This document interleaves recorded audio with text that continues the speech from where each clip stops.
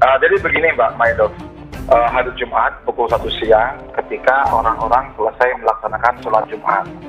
Jadi sebagian besar laki-laki mungkin saat itu sedang berada di masjid. Kemudian tersangka dengan menggunakan sepeda motor Scoopy warna putih mencari mangsa. Mereka menggunakan kalimat kembang. Kembang itu adalah anak kecil yang menjadi calon korban. Ketika sang tersangka Suhartono itu menemukan kembang di Jalan Sukabangun tersebut, kemudian dia mengambil, mencangklong dengan kendal Scoopy birunya, kita saksikan di CCTV tetangganya, kemudian membawa kabur. Jadi kami lihat dari CCTV, kita melaksanakan eliciting terhadap 34 CCTV yang ada di perumahan tersebut. Memang antara tersangka masuk ke jalan lorong tersebut dengan kembali hanya membutuhkan waktu 3 menit. Jadi dia masuk ke dalam, melihat situasi, langsung mengambil anak, dan dia kembali ke keluarga. Itu kakaknya yang berusia 9 tahun. Karena mereka berdua sedang main sepeda di depan rumah, di depan gang rumah. Ya, jadi gini, tengah malam itu kami mendapat telepon dari seseorang yang inisialnya Y, menemukan bahwa dia melihat seorang anak kecil dengan mata tertutup dan tangan terikat di pinggir jalan di daerah Sukamulya. Kemudian dia menghubungi kepolisian, menghubungi Ibtu Vivin dari PPA kami.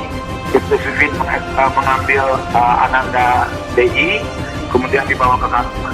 Itu yang pertama, Pak. Dalam 12 jam pertama anak ditemukan. Kemudian sore hari kita evaluasi lagi dengan tim Kasat Verse, tim Tekad, tim Resmok dengan Kanit PPA. Ada kejanggalan adalah masa iya anak dengan mata ditutup kepalanya, mata ditutup, kemudian mulutnya dibungkam, tangannya diikat, ditaruh di pinggir jalan, tidak ada masyarakat yang lihat. Seperti itu kita berangkat dari sana, kita lalu curiga, kita telusuri titik lemahnya dari yang menyerahkan itu tadi. Ketika kita tanya, kenapa kamu tidak menyerahkan langsung ke kepolisian, tapi mengundang kita, dia yang bersangkutan mengatakan bahwa Pak, badan saya penuh tato Pak, jadi kalau saya menyerahkan langsung ke pihak Polres, takutnya saya yang diduga. Jadi orang ini memang tidak tahu Pak bahwa DI itu korban dari penculikan. Dia hanya dikasih tugas oleh saudara Tri untuk mengembalikan sang anak. Kemudian kita telusuri lewat yang bersangkutan, mulai terbuka bahwa saudara yang menyerahkan anak itu ternyata temannya Tri dan temannya dan pelaku. Yang pertama untuk pelaku yang memetik kembang atau yang mengambil anak, saudara Suhartono, kita melakukan penangkapan di rumah yang bersangkutan.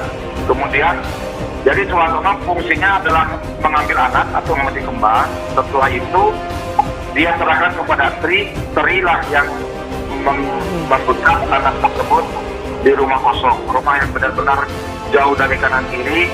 Sang anak dibawa ke rumah tersebut selama kurang lebih 6-8 jam.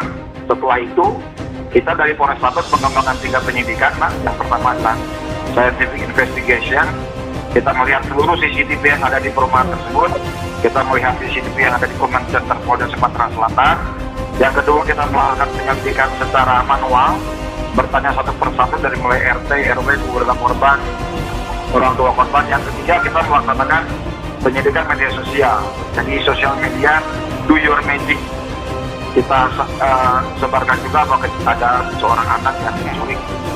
Jadi ketika kami tanya pelaku, saudara Torno, memang arahnya adalah faktor ekonomi. Beliau menyatakan bahwa faktor ekonomi.